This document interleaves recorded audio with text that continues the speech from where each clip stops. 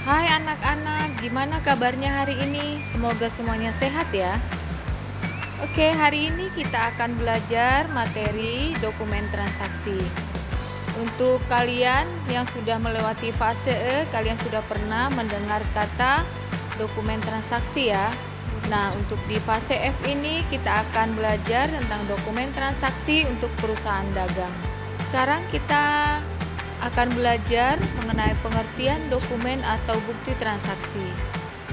Dokumen atau bukti transaksi itu dokumen dasar transaksi, baik yang dibuat sendiri maupun yang dibuat oleh pihak luar, yang digunakan sebagai sumber pencatatan atau penyusunan laporan keuangan dalam sebuah unit usaha.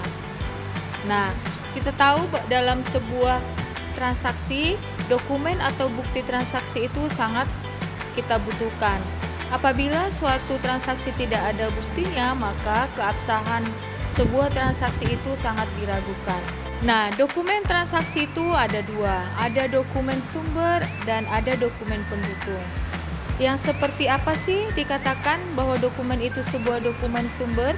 Dokumen sumber itu adalah dokumen yang datanya dipakai sebagai sumber pencatatan ke dalam catatan akuntansi.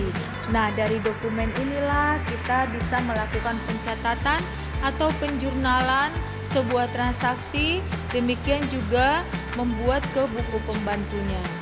Sedangkan dokumen pendukung ini adalah dokumen yang menguatkan data yang dicantumkan di dalam dokumen sumber. Kedua dokumen tersebut menjadi dasar pencatatan dalam catatan akuntansi. Jadi, apabila sebuah perusahaan hanya punya dokumen pendukung, berarti perusahaan harus membuatkan dokumen sumbernya supaya pencatatan bisa dilakukan dari dokumen sumber.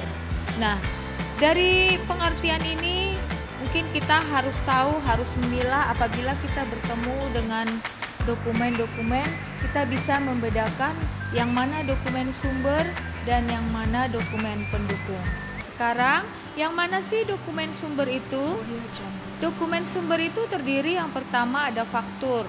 Nah, faktur ini bukti perhitungan pembelian atau penjualan yang dilakukan secara kredit. Nah, bisa dilihat di sini contohnya ada faktur. Bila fakturnya faktur asli berarti kita melakukan pembelian.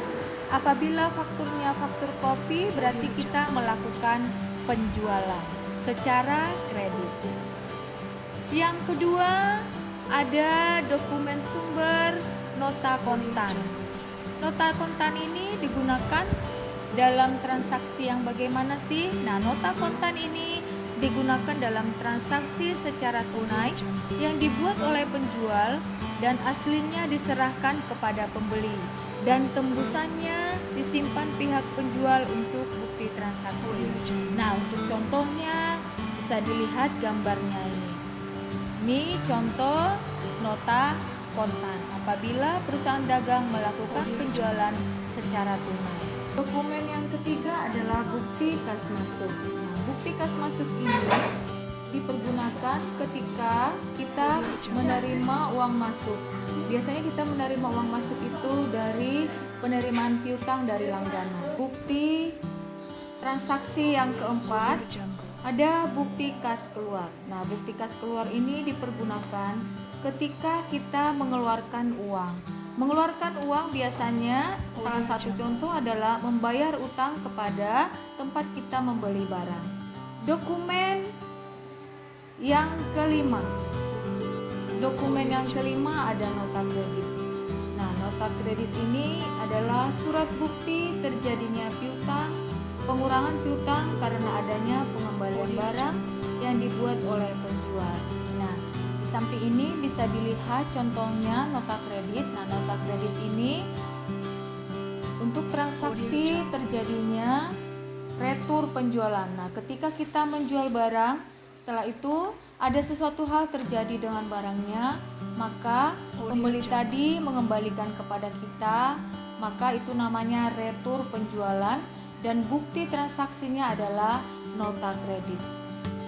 Dokumen selanjutnya ada nota debit. Nah, nota debit ini kebalikan dari nota kredit tadi ya. Nah, nota debit ini kita pergunakan ketika terjadi retur pembelian. Nota debit itu surat bukti terjadinya pengurangan utang karena adanya pengembalian barang yang dibuat oleh pembeli. Nah, kita sebagai pembeli terkadang barang yang kita beli tidak sesuai dengan pesanan ataupun barang terjadi rusak ketika pengiriman. Nah, barang tadi kita kembalikan. Nah, kalau terjadi kejadian seperti itu dinamakan retur pembelian. Nah, ketika terjadi retur pembelian, maka bukti transaksi yang kita pergunakan adalah nota debit. Oke, selanjutnya ada dokumen sumber memorial. Nah, bukti memorial ini biasa dipakai untuk di dalam perusahaan saja atau disebut dengan bukti internal karena hanya berlaku di dalam perusahaan saja. Nah, untuk dokumen ini biasanya kita pergunakan untuk melakukan jurnal penyesuaian. Sekarang kita masuk ke dokumen pendukung. Yang pertama itu adalah kwitansi. Nah, di sini bisa dilihat gambar kwitansinya ya. Ada nomornya, ada telah diterima dari siapa, ya. Apa itu kwitansi? Kwitansi itu adalah tanda bukti pembayaran uang yang dibuat dan ditandatangani oleh pihak penerima uang. Ketika perusahaan menerima kwitansi, maka dari kwitansi ini data yang ada dalam kwitansi ini belum bisa langsung kita lakukan pencatatan karena kwitansi ini adalah termasuk dokumen pendukung. Maka ketika perusahaan menerima kwitansi ketika melakukan suatu pembayaran, maka perusahaan harus membuat dokumen sumbernya berupa bukti kas keluar. Selanjutnya ada cek. Ini bisa dilihat di sini ya. Contoh ceknya. Ini ceknya ini yang mengeluarkan adalah Bank BCA. Apa itu cek?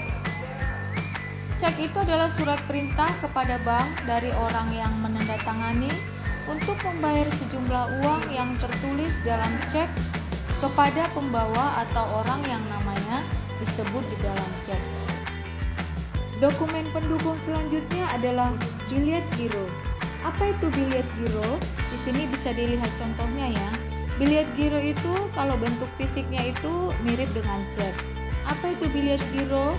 Biliet giro adalah surat perintah pemindah bukuan dari nasabah suatu bank kepada bank yang bersangkutan untuk memindahkan sejumlah uang dari rekeningnya ke rekening penerima yang namanya disebut dalam biliet giro pada bank yang sama atau pada bank lain. Nah, kalau cek itu tadi kan uangnya bisa diambil secara tunai di teller bank. Kalau BG, maka uang itu akan ditarik oleh rekening si penerima biliet giro dari rekening si pemberi biliet giro. Setelah kita melihat dokumen transaksi, selanjutnya kita tahu akun-akun apa saja yang terpengaruh dengan adanya transaksi tersebut. Selanjutnya kita bisa melakukan pencatatan atau penjurnalan. Nah, kalian nanti sebagai orang-orang yang bekerja dalam bidang akuntansi, kalian juga harus memperhatikan keabsahan sebuah dokumen atau bukti transaksi. Kalian harus memperhatikan tanda tangan dan nama orang-orang yang bersangkutan dalam dokumen tersebut dan juga stempel dari perusahaan yang bersangkutan di dalam dokumen. Sekarang kita lihat transaksi dan bukti transaksi dalam perusahaan dagang. Nah, jika transaksinya adalah pembelian atau penjualan secara kredit, maka bukti transaksi yang kita gunakan adalah faktur. Jika jenis transaksinya adalah pembelian atau penjualan secara tunai, maka bukti transaksinya adalah nota kontan. Jika transaksinya adalah retur, jika itu retur penjualan, maka bukti transaksinya adalah nota kredit. Jika transaksinya adalah retur pembelian, maka bukti transaksinya adalah nota debit. Oke, baiklah anak-anak, semoga apa yang Ibu jelaskan pada mengerti ya. Hari ini kita sudah belajar mengenai pengertian dokumen transaksi, kita sudah belajar apa itu dokumen sumber, apa itu dokumen pendukung, dan kalian juga sudah membedakan yang mana dokumen yang termasuk dokumen sumber dan yang mana termasuk dokumen pendukung. Nah, semoga pembelajaran kita hari ini bisa kalian pahami dengan baik ya. Sampai di sini penjelasan dari saya. Terima kasih.